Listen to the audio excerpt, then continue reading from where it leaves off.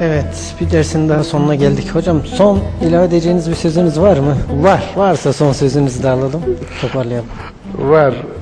Pek yapmadığım bir şeyi yapacağım ve son sözümü buradan Kader Risalesi ve şerhinden okuyacağım. Sözün özü Rabbin sözüdür. Fanilerin sözü ancak ve ancak baki olan Allah'ın sözünün altına düşülmüş bir dipnot mesabesindedir. Yüce Allah, dilediğim iman eder, dilediğim küfreder demedi. Dileyen iman etsin, dileyen küfretsin dedi. Yüce Allah, hidayetiniz ve dalaletiniz yazgınıza bağlıdır demedi. Kim hidayete ererse kendi lehine ermiş olur, kim de saparsa kendi aleyhine sapmış olur dedi. Yüce Allah, isteyip istememeniz fark etmez, ne yazdımsa o demedi. Benden isteyin ki vereyim. Üd'uni istecib lekum dedi. Yüce Allah, sizler benim yazdığım istikamette gitmek zorundasınız demedi. Dileyen istikamet üzere bir yol tutsun dedi.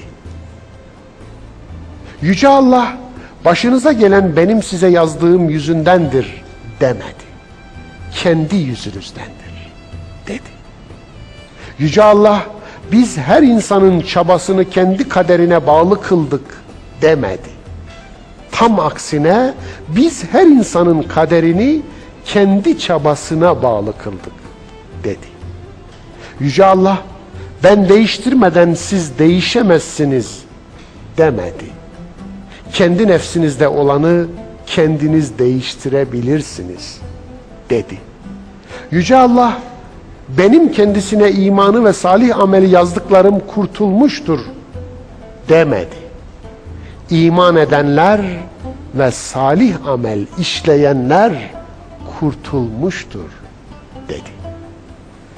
Bazıları Allah'ın bir dediğine inanıyor, bir dediğine inanmıyor.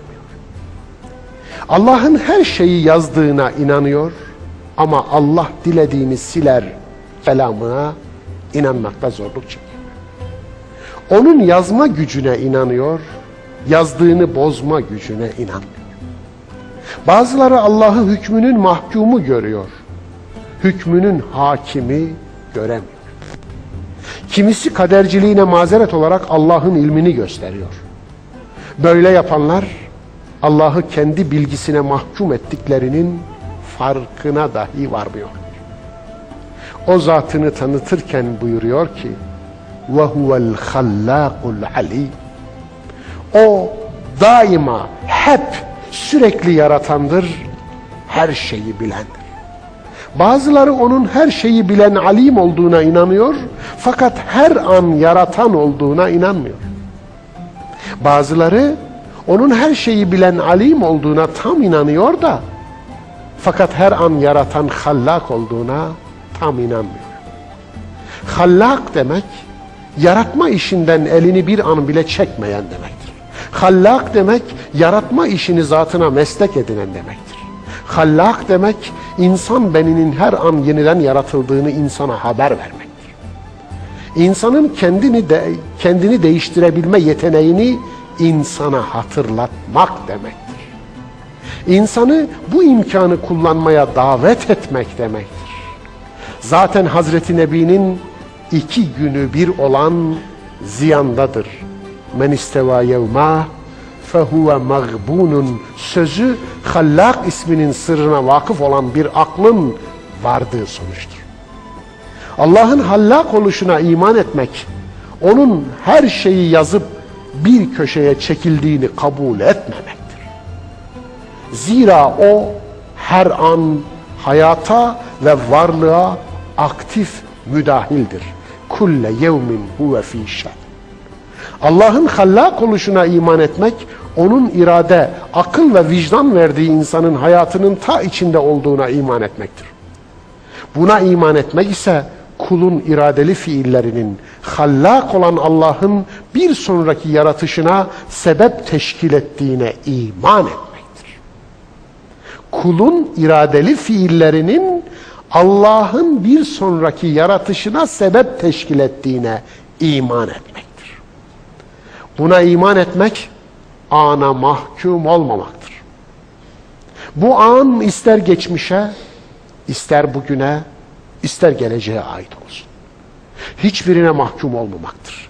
Nefsine dönüp, ey nefsim, eğer sen yaparsan hallak olan Allah senin yaptığına uygun bir yaratışla hayata müdahale edecek, yaratışını yenileyecektir diye inanmaktır.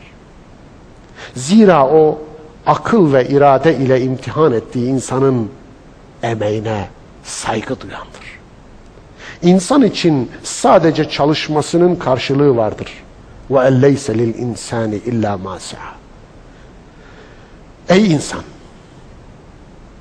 Allah sana emanet ettiği iradeye saygı duyuyor. Ve senin emeğini takdir ediyor.